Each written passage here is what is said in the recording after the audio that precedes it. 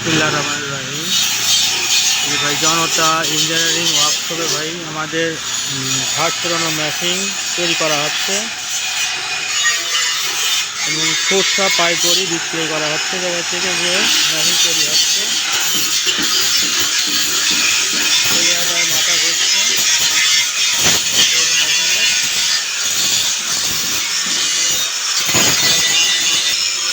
মেশিনের ফিল তৈরি করা হচ্ছে। পুরাতন মেশিন এখানে মেরামত করা হয় এবং পুরাতন মেশিনের যাবতীয় পার্ট সব পাচ্ছেন আমাদের কাছে।